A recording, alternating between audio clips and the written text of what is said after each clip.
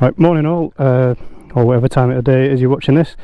Right, another test ride of another bike. So this time it is the NT1100 DCT version, which was brought from Craig's Honda in Shipley. Hopefully you can see this alright. It's a bit grubby as a bike, as you can tell. We'll have a quick scan round. So again, I'm comparing it to my 2018 BMW R1200GS, which is a TE exclusive, so it's a bit better kitted out than this thing is. But let's get on the bike, see how we get on. Okay, the first thing to note is that if you've seen my videos before, you'll know I'm about 5'9", and I can flat foot this on both sides. It's a really good seat height, and I think this is just a standard seat on the bike. Really easy to control the DCT controls. You just got the button there, so you got drive. Just get the screen reset. So drive, that's just a normal automatic system. And if you hold that down, it goes into sport. You got sport 1, 2 and 3. I've found that in automatic on the D setting, it holds on to it tries to get into a much higher gear than it should do, so it's a little bit chuggy at sort of slower speeds. But I found that in S1 or 2 it's absolutely perfect. And the one thing I would do, and I'll show you in a sec, is I'd probably change the I believe you can reset the engine braking on these things, and I just found in lower gears it's just a bit on off is the throttle. It's very jerky, so if you turn the engine braking down a little bit, it'll just smooth that out. But overall the DCT is an absolute revelation. It's really good.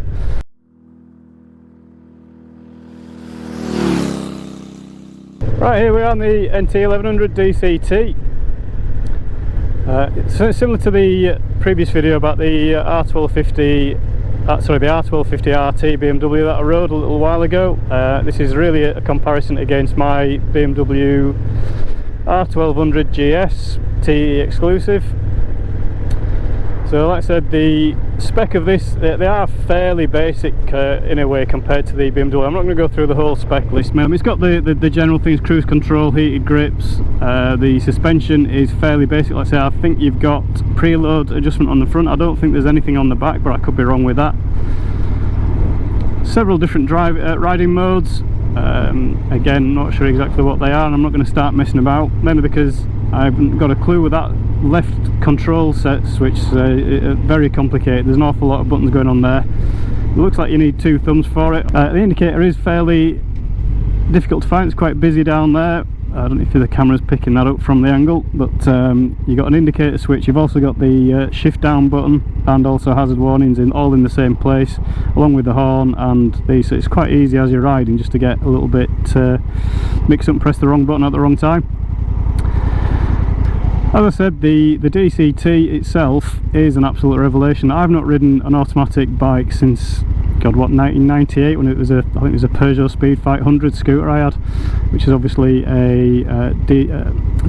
a CVT gearbox, which is completely different to this. It is absolutely superb, though. It makes for really easy, quick getaways, and certainly if you're wearing big clumpy boots, because one of the things I struggle with on the BMW is wearing sort of off-road type boots. There's not an awful lot of clearance between the gear lever and getting the foot under the on the peg underneath the gear lever. So with this, you don't have to worry about that. It's literally twist and go, and that's it. What I have found is that if you drop it into D, so we're in 5th gear at 40 mile an hour here, so it's already in 6th gear at just over 2000 revs, and if I try to accelerate, it's very chuggy. It's obviously in too high a gear, so it's trying to get into the most economical gear as soon as it can, which is a little bit it's sooner than you would do if you had the choice. What I have found, if you put it into either S1 or S2, it's much better and just holds gears to the point where you would probably do it if it was a manual shift. S3 seems to be a little bit too far the opposite way. It kind of holds on to gears for too long, which would be great if you're on a very twisty road and having a bit of fun, although really it's not the kind of bike that you would do that an awful lot with. So I think really for me, S1 or a full manual mode would be absolutely great. And to be fair, the full manual mode is excellent to use. Again, if I just try and do that, my thumb's not long enough to to do it from a right, but I'll shift it across. So we're now in fully manual mode, and you've just got you've got a shift down button on the left with your thumb, and then a shift up at the front for your index finger. It will drop it down the gears automatically anyway as you come to a stop, so you don't actually have to do anything for that.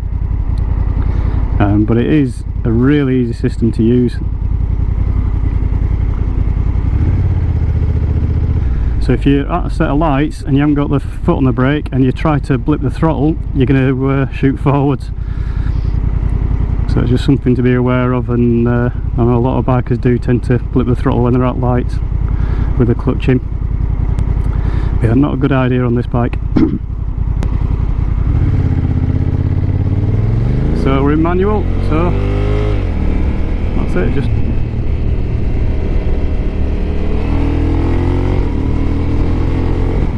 the engine's got quite a nice little roar to it. It certainly sounds like a V-twin. I believe that's down to the firing order of the engine. So yeah, the manual mode is really easy to use. I mean, at the moment I'm in 4th gear, 3000 revs. We'll just try and do a sneaky little overtake this car just to show you it going up. So into 5th, into 6th, and just cruise along at that. I say the one thing I would do is try to adjust the engine braking. In lower gears it's definitely got too much engine braking, which makes that throttle transition of on and off really jerky. So probably try, and I'm pretty sure there is a way of changing the settings manually for each riding mode. So I think that'd be my plan if I owned one, would be just to adjust that engine braking a little bit, make it a bit smoother, just to run at lower speeds and in town. Other than that though, it's really good. Like I said, ride quality is not bad at all. It's certainly livable. It's not a bad ride at all. On the motorway, D would be great. Drop it back across into S1. So again, if you throttle it, it'll kick down and drop down a couple of gears if needed. Compared to the BMW, it's definitely not got as much power and grum, which would be something I might miss a little bit. But, I mean, it's not exactly lacking in power. It's certainly not a slow bike, but it's definitely down on what you feel with the BMW, and certainly if you go to the 1250s, it'll be a long way down in terms of performance. But like I say, overall, it's quite an impressive little bike. It feels much lighter. I know on paper, weight-wise, it's probably about the same as the BMW, but honestly, and again, with any big bike or any bike at all, the weight disappears once you're moving anyway. But at a standstill, it feels lighter than the BMW, mainly because I guess because it's much lower to the bars and the overall height of the bike is lower. Handling wise, doesn't feel quite as agile as the BMW, but I don't think there's much that really does. I think it tends to have a very agile feel as the GS, and I think that's just down to, again, bar width and the geometry of the bike. It feels very agile, very light on its feet for a big bike. This feels a little bit less reluctant to turn. Again, you just need to give it a little bit more of a shove just to get it moving, but it's certainly not a hard handling bike or a difficult bike to ride. It does seem like it'll change direction pretty well. One thing that might irritate, and I've just found this as I've been riding along, is that the indicators are permanently lit. So I don't know if the camera's picking it up from here, but those little wind deflectors for the bars, you've constantly got a reflection of the indicator lights on those. So at night, I think it could feel quite bright, could that, and be a little bit distracting. And during the day, I've certainly found my eyes keep moving towards it and getting distracted by it just because they're there. It just looks odd. I think if it was my bike, I'd probably paint the back of those wind deflectors with some sort of acrylic paint or something, or matte paint, just to get rid of that reflection. But other than that, it's not bad. Wind protection's not quite as good as the BMW, but there again, I've got the aftermarket screen on that, which is improving. I mean, the bit of wind you do feel is quite calm. It's quite it's not bad, but it's definitely a bit more wind noise, and I'm not quite sure what level that screen's on. It's not something you can change on the move, so I'm not even going to attempt having a go with it. unbelievable value for money. I think these things start about £12,500, which in my eyes makes it a really good buy. And if you're wanting to do a bit of everything on one of these, it certainly fit the bill. So the real big downside of this is just they are so dull to look at. However, I've just seen that they are launching 2 new colours for next year, I believe, which is a metallic red and a denim sort of blue colour. The red particularly looks really good. It actually improves the bike massively. The other thing that I've seen that people do is it's been pretty much white bikes, but there are a few companies doing sticker and decal kits for them, and they do look an awful lot better with that. It'd be nice if Honda launched a colourway in the typical sort of Honda racing colours, the red, white and blue, which could look really good on this and just make it look that little bit more interesting. But barring that, if you just wanted a bike to get on, you could do some touring on it, do a bit of commuting, it'll do a bit of everything. Not sure what it'd be like with a pillion on. Like I say, power wise, you might find once it's fully loaded and with a pillion on you might struggle a little bit every now and again after the insert. But you know, certainly for solo riding, I don't think there'll be an issue with power. I think it's got as much as you really need. Let's try a sneaky bit of filter in here. That'll do. Low speed handling is good. Everyone sort of raves about the BMW's low speed handling. I find it a little bit fidgety, and I just think that the width of the bars makes it feel a little bit more twitchy than perhaps this does. But like I say, at low speed it's certainly no problem at walking pace to handle. But overall, yeah, I'm pretty impressed with this. Again, whether it's necessarily the bike I would choose to change the BMW for, I'm not sure. But I can't fault it. So I think the one thing for somebody my height is the confidence it gives you being able to flat foot the bike at a standstill.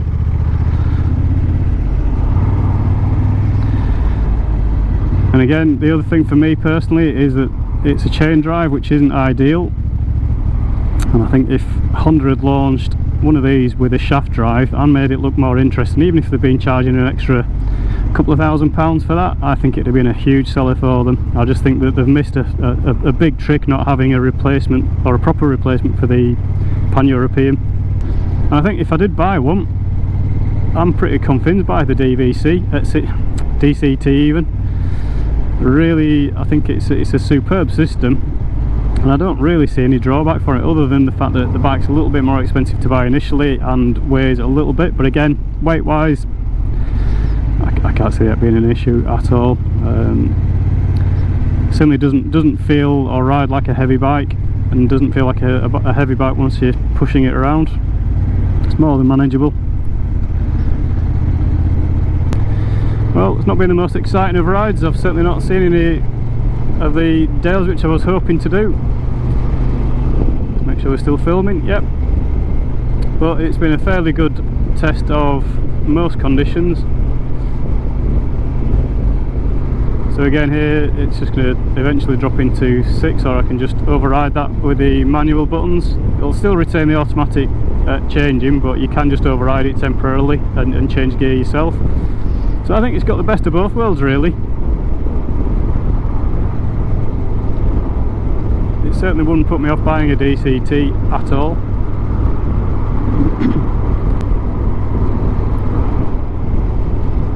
Like I say, I think when you weigh up the value for money for this bike against pretty much everything else out there, there's an awful lot going for it.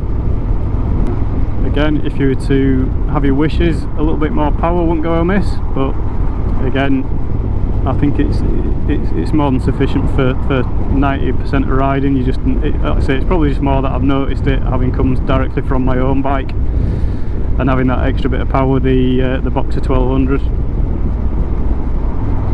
Like I said, if you're riding anything like the newer 1250s and the 1300 that's just coming out, you'd certainly notice a drop in power.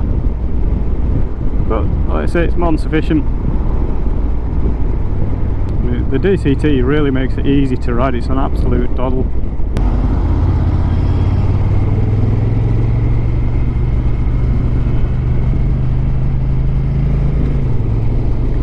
Handling wise, I've heard some reports that if you're really giving it some welly, that the suspension can get a little bit overwhelmed. I'm not really that kind of rider anyway, and I'm certainly not going to do it with a dealer's demonstrator. The excess on these things is way too scary for me to start messing about and having taking liberties with a bike. I just want to get it back in one piece, having had a decent go with the thing.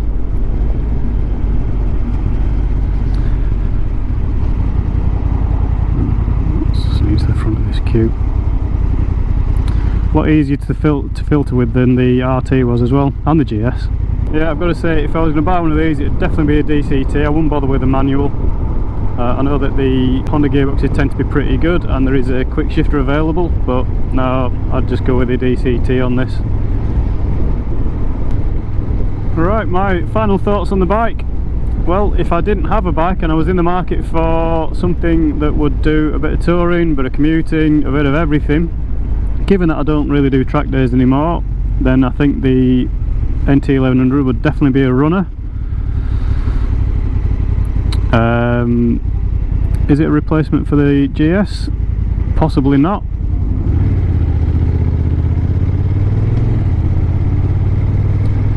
But it is a cracking bike. Like I say, if you're in the market for something, and particularly if you want in value for money, I can't think of much else that's going to give you what this bike does. Again, manual against the DCT version, DCT all day long. In fact, the salesman said that 90% of people that come and test ride these things, if they go ahead and buy one, 90% of them are buying the DCT version. And I can understand why that would be the case.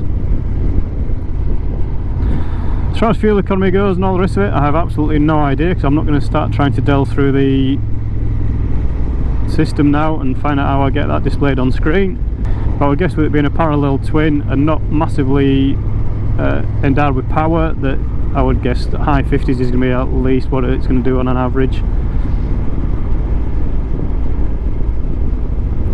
So it's not really the sort of bike that you're going to be flinging around and really going for it. So for fairly steady runs, it's going to be really good, a good bike and cheap to run.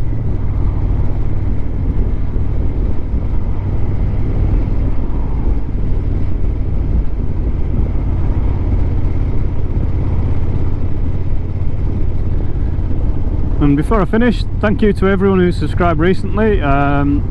When I checked last, well, I was rapidly approaching 450 odd subscribers, so thank you to all of you so far.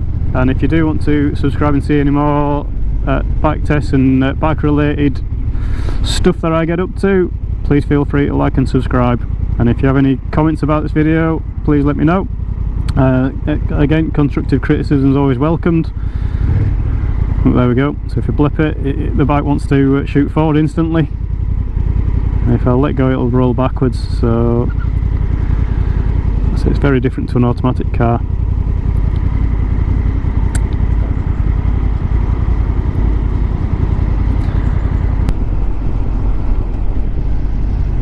The gearbox changes seem pretty clear. I've heard it clicking a few times just up and down, particularly on down changes, but generally it's an awful lot quieter than the BMW's gearbox, which isn't really saying an awful lot.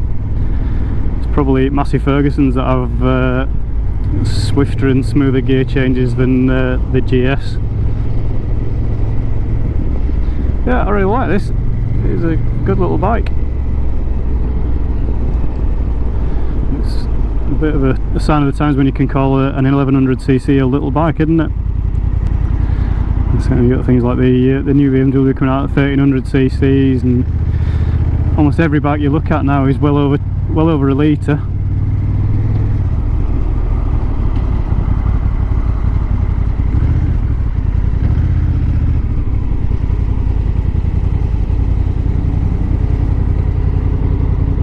Right, so into neutral, engine off, done.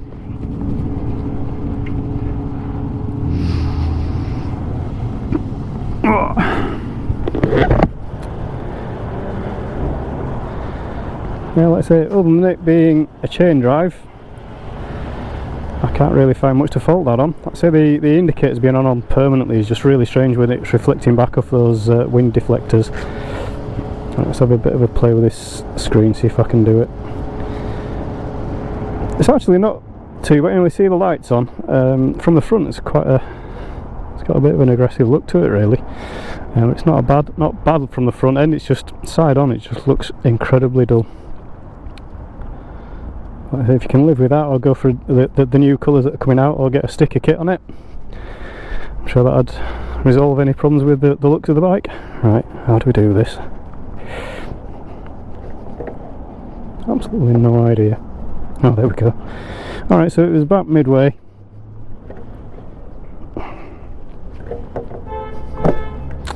Okay, that's definitely not something you can do on the bike, isn't that?